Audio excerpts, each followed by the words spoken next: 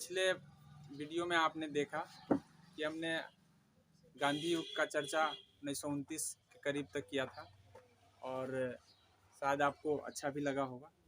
अभी हम इससे आगे चल रहे हैं और एक दो बार अगर अच्छे से ढंग से देखिएगा तो मेरे ख्याल से ये कंसेप्ट क्लियर हो जाएगा। जब तक ये कंसेप्ट आपको क्लियर नहीं होता है तब तक आपको ये सारे डेट्स याद नहीं होते हैं।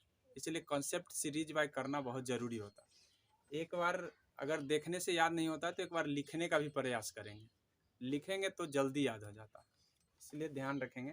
जैसा कि हम बताए थे पीछे कि किस तरह से गांधी जी का आगमन हुआ दक्षिण अफ्रीका से, और आगमन के बाद किस तरह से वे हमारे पहले राजनीति में भाग नहीं लिए थे। हालांकि राजनीति में जब वो आए तो सबसे पहले उन्होंने किसी न किसी को गुरु माना। तो गुरु कौन थे? तो गोपाल कृष्ण गोखले थे, जो उनका राजनीतिक गुरु बना।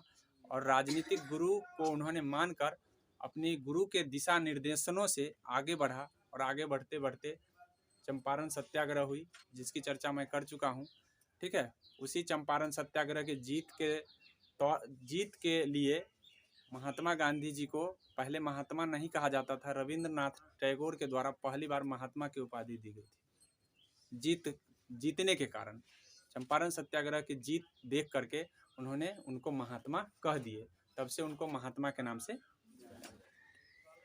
तो इस तरह से आपने देखा कि आगे वो बढ़े फिर भी, और असहयोग आंदोलन को चलाएं 1920 में असहयोग आंदोलन चलने के बाद वो उसमें हालांकि उनकी सफलता नहीं मिली। नहीं मिलने का कारण है कि घटना घट गई चौरा चौरी की, जो कि आपको पता है कि गोरखपुर में हुआ था। उसमें बहुत सारे पुलिस की हत्या कर दिया गया और हत्या हो जाने की वजह से वे दुखी हो गए, जिसके कारण उनको वापस लेना पड़ गया। इसीलिए उसको सफलता नहीं माना जाएगा, क्योंकि सफल तभी होते जब वे जीत हासिल करते, जिस मुकाम से वो आंदोलन को खड़ा किए थे वहाँ तक। लेकिन किसी न आंदोलन का कुछ न कुछ परिणाम देखने को जरूर मिल जाता है। क्रांति हुई और उसका परिणाम तो जरूर आया। परिणाम के वजह से ढेर सारी पार्टियां बनी, जैसे स्वराज दल का गठन हुआ, तो इसका कहीं ना कहीं उसी का परिणाम है।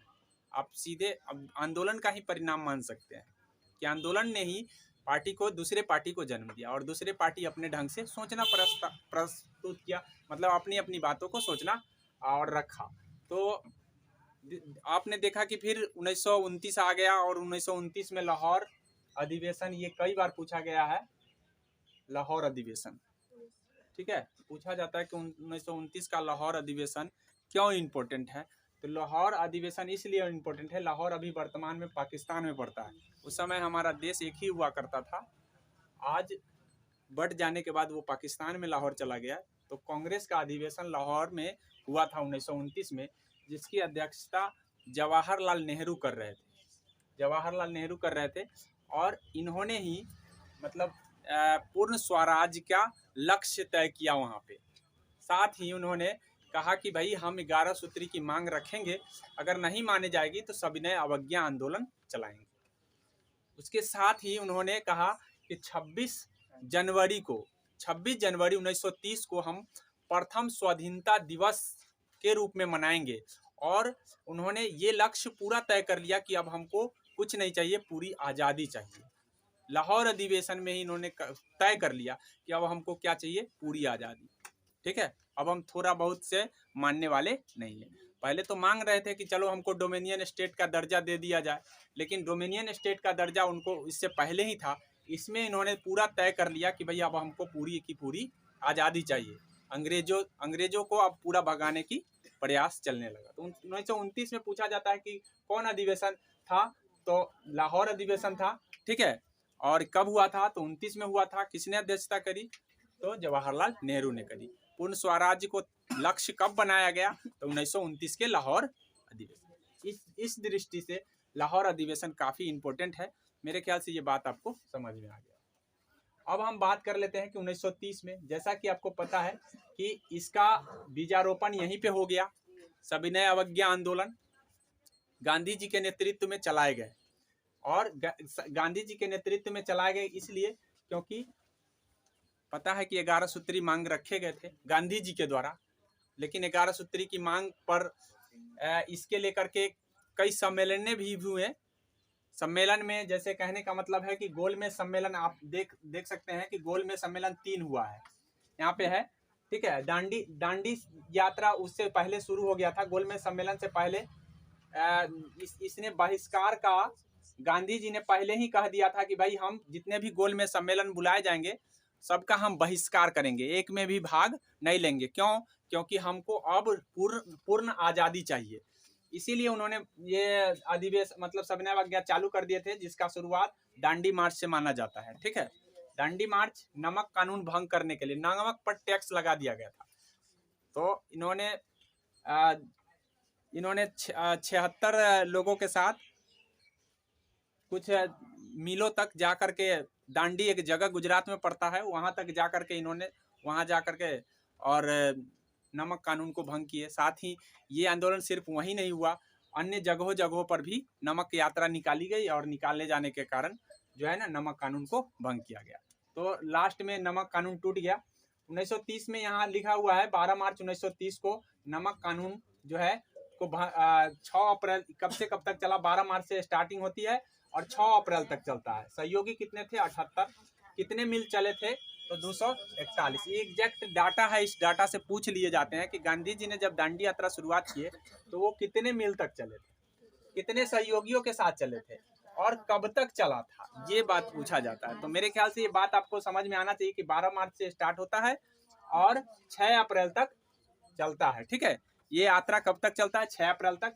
6 अप्रैल तक दांडी पहुंच करके 78 सहयोगी से उन्होंने शुरुआत की थी। हालांकि बीच में आगे चलते चलते बहुत सारे लोग इनके सहयोगी बन गए, ऐसा नहीं कि 78 ही रह गए, और सहयोगी बनते चले गए, जुड़ते चले गए और बहुत सारे लोग हो गए, लेकिन शुरुआत हुई थी 78 सहयोगियों के साथ, ठीक है, और 241 में। तो मेरे ख्याल से बात समझ में आ गया होगा कि अब इस तरह से देख करके कांग्रेस को बुलाया जाने लगा कि भाई आइए अब हम गोलमेज सम्मेलन करते हैं। तो प्रथम गोलमेज सम्मेलन अंग्रेजों के द्वारा रखा गया 1931 में। अब गोलमेज सम्मेलन क्या होता है? तो गोल टेबल के चारों तरफ बैठ करके एक समझौता करने के लिए एक सम्मेलन बुलाया गया, सभा बुलाया गया, उसी को हम गोलमेज सम्मेलन कहते हैं। हुआ कहाँ था? तो जितने भी गोलमेज सम्मेलन हुए सारे के सारे इंग्लैंड लंदन में हुआ है। कहाँ हुआ है? लंदन में। तो लंदन पता है आपको कि वो इंग्लैंड की राजधानी है, तो लंदन में हुआ है। इस लंदन में ही गोलमेज सम्मेलन तो प्रथम बार तो बहिष्कार कर दिया 1931 में जब हुआ था, तो ये बहिष्कार कर दिया गया किसके द्वारा? तो गांधी जी के द्वारा। मतलब वहां पे कांग्रेस ने बहिष्कार कर दिया कि नहीं हम नहीं जाएंगे। हालांकि कुछ लोग गए, भारत की तरफ से गए, लेकिन बात नहीं हुआ। तो जब दूसरा बार आया, दूसरा सम्मेलन हुआ 1930 में ही हुआ था प्रथम सम्मेलन, दूसरा सम्मेलन 31 में हुआ और तीसरा सम्मेलन जो हुआ है 32 में हुआ है। तो ये ध्यान रख लेंगे, 30 यहाँ नहीं लिखा हुआ है। 30 में ही प्रथम सम्मेलन हुआ, 30 में बहिष्कार कर दिया गया। दूसरा सम्मेलन जब 31 में हुआ तो 31 से 32 तक चला था। तो इस तरह से आप ध्यान रखेंगे कि दूसरा सम्मेलन हुआ और दूसरा सम्मेलन में गांधी जी भाग लिए थे, लेकिन बात नहीं बनी किस पर?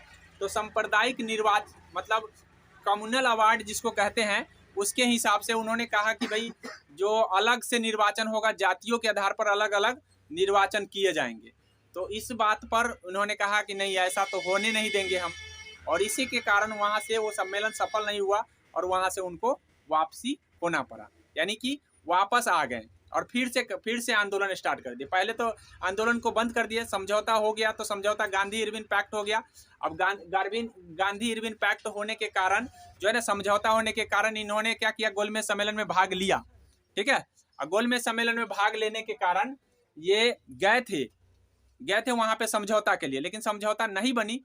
तो वही कम्युनल अवार्ड के कारण नहीं बना। मतलब वो एक निर्वाचन करना था किसके आधार पर? तो जाति के आधार पर। किसके आधार पर? जाति के आधार पर। जाति के आधार पर अगर वो निर्वाचन की बात जब सामने आया तो गांधी जी साफ इनकार कर दिया कि क्या है कि इससे देश बंटवारा हो जाएगा, देश टूट जाएगा। अगर जाति के आधार पर निर्वाचन होगा तो एक दिन देश एक नहीं रह पाएगा। इसीलिए उन्होंने मना कर दिया और उस सम्मेलन में खाली हाथ उनको वापस आना पड़ा। वापस आकर के फिर से सविनय अवज्ञा आंदोलन उन्होंने शुरुआत की।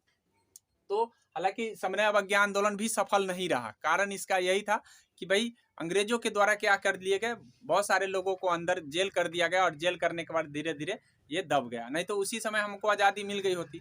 तो इसीलिए सफलता नहीं मानेंगे, लेकिन ये जरूरी नहीं कि सफल नहीं हुए तो उन्होंने प्रयास ही छोड़ दिया। प्रयास करते रहें और किसी चीज का ये कुछ न कुछ परिणाम देखने को जरूर मिल जाता है। तो आंदोलनों का परिणाम मिला। ये अब तीसरा सम्मेलन भी हुआ, तीसरा सम्मेलन भी असफल हो जाता है। अब उसके बाद आता है आपका गांधी इरविन पैक्ट हुआ। गांधी इरविन पैक्ट में मैंने बता दिया कि 31 में हुआ था। कराची अधिवेशन होता है और इस कराची अधिवेशन की चर्चा मैंने किया था कि भाई उससे पहले जो है इसका भगत सिंह, राजगुरु और सुखदेव तीनों का जो है फांसी हो जाता है। और फांसी हो जाने के बाद ये कराची अधिवेशन होता है, जिसमें कहा जाता है कि गांधी जी को ले जाने के लिए बुलेट प्रूफ कार दिया गया ताकि मतलब किसी तरह का उन पर हमला न हो जाए। हमला होने का कारण यह है क्योंकि कुछ लोग पंजाब के विरोधी हो गए इनके, इसलिए विरोधी हो गए कि इन्होंने मतलब जब समझौता किए गांधी इरविन से, तो सुखदेव और भगत सिंह को छुड़ाने की जिक्र और लोगों का कहना है कि नहीं छुड़ाने का जिक्र किया, लेकिन उसमें इस समझौता में यही कहा गया कि जो हिंसा के में गए हुए हैं उनको छोड़कर हम सबको छोड़ देंगे, सब कैदी को छोड़ देंगे, लेकिन जो हिंसा के केस में उनको नहीं छोड़ेंगे। और भगत सिंह और ये सुखदेव और राजगुरु को जो गिरफ्तार किया गया तो हिंसा के केस में किया गया था। अब हिंसा के कारण उनको नहीं छोड़ा गया और उनको फांसी दे दिया गया, और जल्दीबाजी में फांसी दे दिया गया। दे देने के कारण ये क्या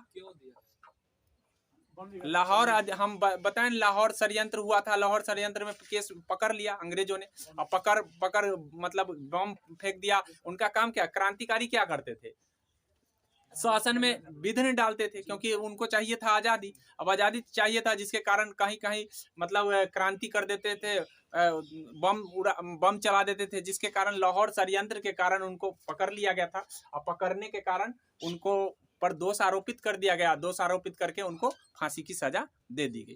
फांसी की सजा हो गई तो इसमें गांधी जी बीच बचाव नहीं कर पाए थे, जिसके कारण लोग गांधी जी के विरोधी हो गए थे। तो यही कहा जाता है, मतलब कराची अधिवेशन जब हुआ था तो कराची अधिवेशन में वो गए थे, तो जाने के बाद इन पर विरोध लोग किया था, और विरोध करने के साथ साथ इन्होंने इसी कराची अधिवेशन में कहा था कि कराची अधिवेशन का मुख्य लक्ष्य था मौलिक अधिकार लेना। क्या लेना, मौलिक अधिकार।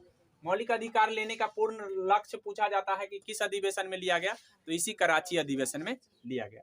अब इस कराची अधिवेशन में ही गांधी जी कहे थे कि गांधी मर सकता है लेकिन गांधीवाद नहीं मरेगा। ये चीज उन्होंने कहा। वो अपने हिसाब से कहे कि भाई हमको तो मार दो, ठीक है हम मर जाएंगे, लेकिन हमारा जो विचारधारा है वो नहीं मरेगा, क्योंकि हमारी विचारधारा हम हमेशा जिंदा रहेगा। ये चीज उन्होंने कहा था। तो ये ध्यान रखेंगे, ये पूछा जाता है कि गांधी मर सकता है और गांधीवाद नहीं। अब उससे पहले हम आपको बता देते, जगोल में सम्मेलन में जो गए थे गांधी जी, तो इनको अर्धनग्न फकीर, उस समय वहाँ का चर्चिल जो है ना, ब्रिटिश प्रधानमंत्री हुआ करता था, वही चर्चिल ने ही अर्धनग्न फकीर कहा था। क्यों, क्योंकि उन्होंने उनका ड्रेस समझ में करते हैं कि कैसा रहता था, मतलब धोती लपेट लिए, आधा पहन लिए, चल दिए। तो वैसा ही उसी भेष में चले गए थे वो लंदन। अब लंदन समझते हैं, लंदन पूरा सूट बूट में रहने वाला व्यक्ति, जिसके कारण वो उनको अर्धनग्न फकीर कहा दिया। तो पूछा जाता है कि अर्धनग्न फकीर उनको कौन कहा था और कब कहा था, ये भी बता दिए कि गोलमेज सम्मेलन में भाग लेने गए थे तो कह दिया था। ठीक है, तो ये ध्यान रखेंगे। कराची अधिवेशन को आप समझ गए होंगे कि कराची अधिवेशन किसका था, कांग्रेसों का अधिवेशन था, और उसमें गांधी जी जा करके इस तरह की बातें कहे थे, और मौलिक अधिकार की मांग इसी में फर्स्ट बार रखा गया था। ठीक है, अब उसके बाद होता है पूना पैक्ट। पूना पैक्ट किसके साथ होता है, तो भीमराव अंबेडकर के साथ होता है। भीमराव अंबेडकर भी जिद पर बैठे थे कि हमको भाई अलग दे दीजिए, अलग से हम अपना चुनाव हम अपने करवाएंगे। यानी कहने का मतलब ये है कि हमारी जो दलित वर्ग है, दलित वर्ग के लिए हम चुनाव अलग करवाएंगे। जैसे अभी होता है ना कि दलित हो या कोई हो, सब अलग, मतलब एक ही साथ चुनाव होता है, लेकिन भीमराव अंबेडकर आ रहे थे कि नहीं, हमको चाहिए अलग, माने दलित वर्ग को दलित वर्ग ही चुनेगा, और उसके बाद जो मतलब अलग अलग समुदाय से अलग अलग लोग अपने अपने समुदाय को चुनेंगे, और इस तरह से शासन व्यवस्था होगी। लेकिन गांधी जी इस बातों से अनशन पर बैठ गए कि नहीं, ऐसा होने नहीं देंगे। अगर ऐसा होता है तो हम अपने जीवन को मतलब जीवन को खत्म कर लेंगे। ये चीज उन्होंने अनशन पर बैठ गए। अब अनशन पर बैठने के कारण जो है ना, ये कुछ लोगों के प्रयास से, हमारे कुछ नेताओं के प्रयास से दोनों के बीच क्या है, समझौता करा दिया गया। समझौता किस बातों पर हुआ? तो जो सीट था, सीट की संख्या कम थी दलितों के लिए, तो उसको दोगुना कर दिया, मतलब लगभग ज्यादा बढ़ा दिया गया, मतलब 147 बढ़ाकर कर दिया गया। कितना कर दिया गया?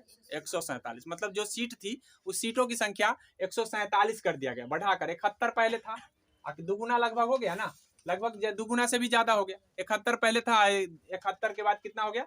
147, तो दोगुना हो गया। तो अम्बेडकर जी मान गए, कहे चलो ठीक है। तब उसके बाद मतलब जाति के आधार पर नहीं होगा, मतलब सीट रिजर्व कर दिया गया इनको लिए। अभी भी सीट रिजर्व है। आपको पता होना चाहिए कि हमारे जो जितने भी लोकसभा है या विधानसभा है या किसी भी सभा में जो दलितों लोगों का है, उनके लिए सीट रिजर्व है भाई। उन पर वही आएंगे, दूसरा कोई समुदाय के लोग नहीं आएगा। तो यही इन्हीं का देन है। किनका? भीमराव अंबेडकर का देन है कि आज हम लोग, मतलब जो भी दलित लोग हैं, उनको सम्मान दिया गया है कि भाई वो जब भी जाएंगे तो शासन व्यवस्था में भाग कैसे ले पाएंगे? उनकी संख्या कम है।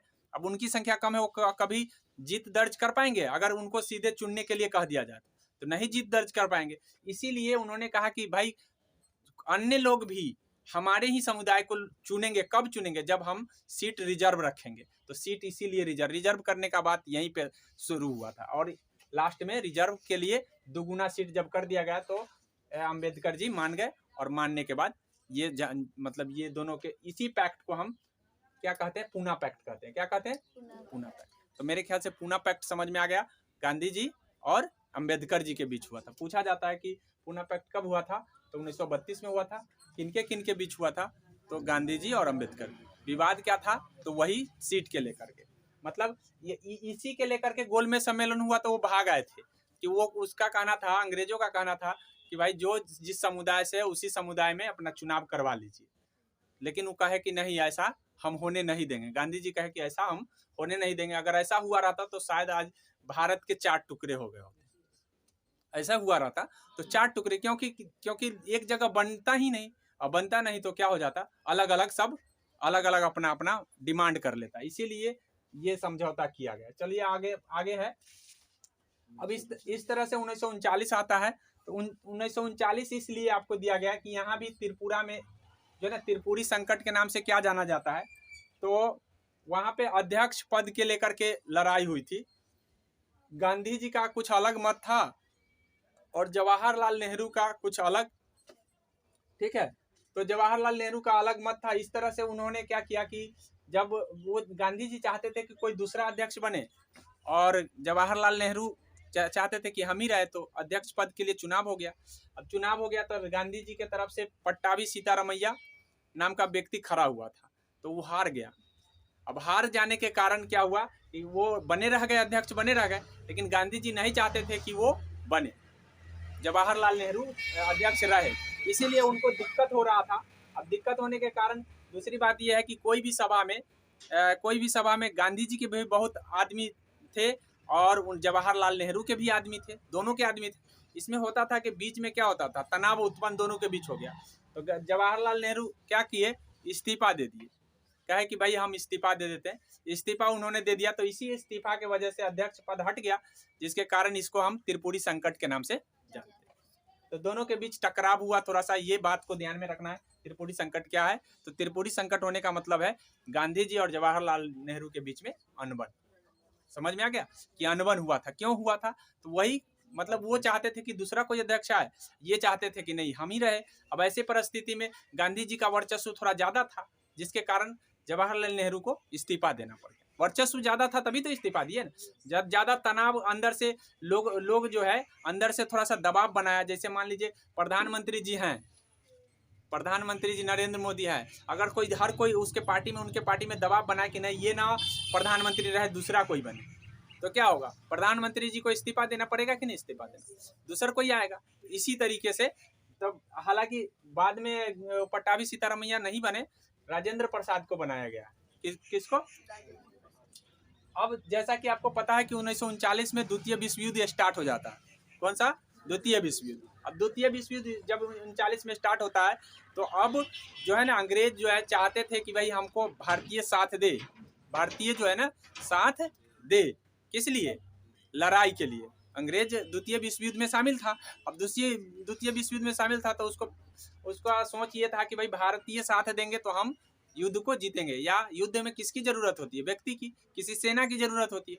वही सेना के लिए भारतीयों को चाहते थे लेना, तो भारतीय को सेना को लेना चाहते थे। लेकिन अब इस समय जो है ना, व्यक्तिगत सत्याग्रह के रूप में गांधी जी ने एक सत्याग्रह स्टार्ट कर दिए, और जिसके सत्याग्रही कई लोग हुए। जवाहरलाल नेहरू भी हुए, उसके बाद ब्रह्मदत्त हुए, मतलब कई लोग हुए जो व्यक्तिगत सत्याग्रह में भाग लिए। तो पूछा जाता है कि प्रथम सत्याग्रही कौन हुए? विनोबा भावे हुए थे। दूसरे सत्याग्रही कौन हुए? तो जवाहरलाल नेहरू हुए। तीसरे सत्याग्रही कौन हुए? तो तीसरा सत्याग्रह ब्रह्मदत्त हुए थे। तो इस तरह से अलग अलग व्यक्तियों के नाम डायरेक्ट एग्जाम में पूछ लिए जाते हैं कि व्यक्तिगत सत्याग्रह कब हुआ। तो व्यक्तिगत सत्याग्रह किसके नेतृत्व में हुआ? तो गांधी जी के नेतृत्व में चला गया। प्रथम बार कौन भाग लिए? तो जवाहरलाल नेहरू। दूसरी बार विनोबा भावे पहले सत्याग्रही हुए। उसके बाद दूसरा कौन हो गए? तो पंडित जवाहरलाल नेहरू। तीसरा कौन हो गए? तो ब्रह्मदत्त। उनका नाम डायरेक्ट एग्जाम में आता है, इसलिए ध्यान रखेंगे इन बातों। आगे अब हम आपको बता दें कि भारतीय लोग चाहते थे कि हमको पूरा का पूरा आज़ादी मिले, पूरा का पूरा आज़ादी मिले। अब इसी आज़ादी के लेकर के 8 अगस्त को पूरा प्लान बना लिया गया। और 8 अगस्त को ये पूरा सूचना करवा देगी कि 9 अगस्त से हम क्या करेंगे? आंदोलन स्टार्ट कर देंगे। भारत छोड़ो, अंग्रेजों भारत छोड़ो का नारा लगाते हुए इसी आंदोलन में गांधी जी कहते कि या तो करो या मरो का नारा इन्होंने इसी आंदोलन में दिया। गांधी जी करो या मरो का नारा इसी भारत छोड़ो आंदोलन के दौरान दिए थे। या तो करो या तो मरो, यानी कहने का मतलब है कि भारत छोड़ो आंदोलन जब चलाया गया तो पूरा का पूरा भारत से भगाने का प्लान था। लेकिन चालू कैसे होना था? 9 से। लेकिन 8 को ही सबको क्या कर लिया गया? गिरफ्तार। जितने भी अच्छे नेता थे अंग्रेज के द्वारा सबको ऑपरेशन 0 आवर चलाकर, क्या नाम था? 0 आवर। क्या नाम था? 0 आवर। ठीक है, 0 आवर को चला करके, ऑपरेशन 0 आवर को चला करके जितने भी अच्छे नेता थे सबको पकड़ करके जेल में भेज दिया। लेकिन गांधी जी कह दिए कि इस आंदोलन में हर कोई व्यक्ति आंदोलन करता होंगे, मतलब हर कोई नेतृत्व करता होंगे। ठीक है, अब हर कोई नेतृत्व करता होगा तो आंदोलन रुकेगा नहीं। अगर एक व्यक्ति नेतृत्व करता होगा तो आंदोलन रुक जाएगा। लेकिन ये बात फैली कैसे कि हाँ, जब इनको जो है 0 आवर चला करके सारे नेताओं को बंद कर दिया गया, तो ये बात कैसे पता चला कि हाँ सब अंदर जेल में? अगर नहीं किसी को पता चलता तो इसका मतलब ये लोग समझ लेते कि जितने भी अच्छे नेता है सब झूठ मूठ के हमको आगे बढ़ा दिए हैं और अपने छुप गए। ठीक है, रातों रात पकड़ लिया गया। अब रातों रात पकड़ने का मतलब समझ रहे हैं? कल हमको सवेरे में आंदोलन में जाना है, आज रात में गायब। अब आज रात में गायब है तो इसका मतलब क्या हो गया? कि आंदोलन रुक जाएगा। लेकिन आंदोलन रुकने के लिए जैसे ही ये बात जब पता चली तो उषा नाम कर रेडियो प्रसारण करता थी, उसने क्या की? उसने पूरा रेडियो पर प्रसारित कर दी कि हमारे नेताओं को क्या कर लिया गया है? गिरफ्तार कर लिया गया। तब तो लोग सबके सब जान गए, ऐसा कह दिया गया कि भाई जो भी इस आंदोलन के नेतृत्वकर्ता कौन होंगे? सारे लोग होंगे। ठीक है, तो आंदोलन काफी उग्र मतलब रूप से चला, और चलने के बाद धीरे इसी आंदोलन को रोकने के लेकर के क्रिप्स मिशन आगमन आया समझौता के लेकर के, लेकिन ये असफल रहा। ये कहा कि चलिए भाई, अब अगर आप कहते हैं तो हम डोमिनियन स्टेट आपको दर्जा दे देते हैं, लेकिन आप क्या कीजिए? लड़ाई में भाग लीजिए। तो इन लोगों का कहना था कि हम पूरा का पूरा आज़ादी चाहते हैं। अब हमको डोमिनियन स्टेट का दर्जा जब हम मांगे थे तो देवे नहीं किए, आज लेकर क्या करेंगे? इसलिए हमको पूरी की पूरी आज़ादी चाहिए। अब पूरी की पूरी आज़ादी के लेकर के जो है ये मिशन जो है ना असफल हो गया। क्रिप्स मिशन आया था, और क्रिप्स मिशन आगमन के कारण जो है ना क्रिप्स मिशन असफल क्यों हो गया? तो कारण था पूरा का पूरा आज़ादी। ठीक है, तो क्रिप्स मिशन कब आया था? तो 1942। अब बात कर लेते हैं 1945 में एक सम्मेलन हुआ था। तो 1945 में जो सम्मेलन हुआ था ये अंग्रेजों और नेताओं के बीच हुआ था। ठीक है, जो क्रांतिकारी नेता थे उनके बीच हुई थी। लेकिन इसमें क्या हो गया कि ये भी सम्मेलन असफल हो गया। कारण ये था कि मुस्लिम लीग एक पार्टी बना हुआ था। पता होना चाहिए आपको कि मुस्लिम लीग जो था 1906 ईस्वी को बना था। कितने ईस्वी को? तो ये मुसलमानों के लेकर के खास करके उनके हित में मतलब बातें किया करते थे। अब इनको जो भी हो, इनके हित में बात, मुसलमानों के हित में बात करने के लेकर के ये संस्था बनाई गई थी। ठीक है, जिस तरह से कांग्रेस 1885 में बना था, उसी तरीके से ये 1906 में बना था मुसलमान के हित के लेकर के। अब हित के लेकर के तो ये सम्मेलन जब हुआ था तो ये इसमें इन्होंने कहा कि नहीं, हमको अब अलग देश चाहिए। क्या चाहिए? अलग देश चाहिए। पाकिस्तान का मांग कर रहे थे। अब इसीलिए हम कोई भी चीज़ पर, कोई भी योजना पर या कोई भी नया चीज़ पर हम विचार नहीं करेंगे, हमको पूरा का पूरा एक बार पाकिस्तान ही चाहिए। तो इस बात से असफल हो गया। मतलब ये पार्टी, एक पार्टी भी अगर नहीं मान रही है तो भाई अब सम्मेलन सफल थोड़ी हो माना जाएगा, नहीं, असफल हो गया। 1945 में ये पूछा जाता है कि शिमला सम्मेलन कब। एक शिमला समझौता भी है, तो शिमला समझौता अलग होता है। शिमला समझौता भारत और पाकिस्तान के बीच हुआ है, याद रखिएगा। ठीक है, भारत और पाकिस्तान के बीच शिमला समझौता हुआ है 1972 में। लेकिन ये शिमला सम्मेलन है जो कि आज़ादी से पहले हुआ था, और असफल होने का कारण मैंने बता दिया, मुस्लिम लीग। ठीक है, मुस्लिम लीग संस्था थी जो मुसलमानों की तरफ से बात कर रहा था। उनका सीधा मानना था कि हमको अलग देश चाहिए, और अलग देश है इसीलिए हम किसी चीज़ पर बात नहीं करेंगे, और बात नहीं बनी। ठीक है, शिमला सम्मेलन। अब आता है 1946। 1946 में कैबिनेट मिशन आता है, 3 सदस्यीय होता है। ठीक है, लॉरेंस है, जो लॉरेंस इसकी अध्यक्षता करता है। ठीक है, पैंथिक लॉरेंस के नाम से जाना जाता है। और पैंथिक लॉरेंस की अध्यक्षता में कैबिनेट मिशन आता है। कैबिनेट मिशन का आगमन 1946 में होता है। ये पूछा जाता है कि कैबिनेट मिशन का आगमन कब हुआ था, तो 1946 में। अब इसी कैबिनेट मिशन के तहत भारत में संविधान सभा बना था। क्या बना था? संविधान सभा। संविधान सभा का काम था संविधान बनाना। तो पूछा जाता है कि संविधान सभा किस मिशन के हिसाब से बनाया गया था, तो ऑप्शन में दिए जाते हैं क्रिप्स मिशन, साइमन कमीशन, उसके बाद दिया जाता है 1946 का कैबिनेट मिशन। तो ये ध्यान रखेंगे कि 1946 के कैबिनेट मिशन के तहत ही हमारे देश में जो है ना संविधान सभा बनाए गए थे। और इस संविधान सभा का मेन काम क्या था? संविधान को तैयार करना। किसको तैयार करना? क्योंकि ये जो है अब अंग्रेज कह दिया था कि भाई हम आप भारत छोड़ देंगे। अब भारत छोड़ देंगे, जब भारत छोड़ने की बात आ गई तो आपके लिए लेकिन अपना एक संविधान हो, तो उस संविधान कौन बनाएगा? तो संविधान सभा बनाएगा। कौन बनाएगा? संविधान सभा। तो संविधान सभा किसके हिसाब से बना? तो कैबिनेट मिशन के हिसाब से। ठीक है, कैबिनेट मिशन। अब कैबिनेट मिशन के हिसाब से संविधान सभा हो गई। संविधान सभा में मतलब सदस्य तय किए गए और सदस्य चुनाव किए गए। अब इस तरह से जो अप्रत्यक्ष रूप से जो चुनाव होता है वैसे चुनाव नहीं हुआ था, अलग अलग ढंग से चुनाव किए गए, और चुनने के कारण संविधान सभा 389 सदस्य चुने गए। 389 सदस्य, और यही 389 सदस्य के बाद जो है ना, उससे पहले ही भारत 2 टुकड़े बट गए। तो 2 टुकड़े में बंटने के बाद जो है ना 299 सदस्य बच गया। कितने बच गया? 299। अब यही 299 सदस्य में से 299 में से 70 को आए थे रियासत से, और उसके बाद 229 जो आए थे, 229 आए थे चुनाव करके। तो अलग अलग ढंग से चुनाव किए गए थे, और चुनने के कारण उस समय जो था वयस्क मताधिकार नहीं था, मतलब हर किसी को अधिकार नहीं था वोट देने का, मतलब पैसे वाले के हिसाब से वोट देते थे। याद रखिएगा कि ऐसे चुनाव नहीं हुआ था। हालांकि चुनाव संविधान सभा बनी, संविधान सभा में संविधान लिखाया, और संविधान लिखाने के बाद 2 वर्ष कितने समय लग गए? 2 वर्ष 11 माह 18 दिन, 11 माह 18 दिन लग गए, और इतना दिन में हमारा संविधान बन करके तैयार हो गया।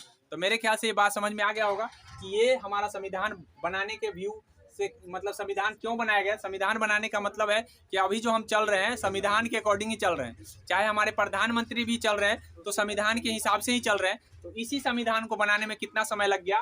2 वर्ष 11 माह 18 दिन। ये पूछा जाता है एग्जाम में, इसलिए ध्यान रखेंगे कि ये संविधान को बनाने में कितना समय लगा। कब बना?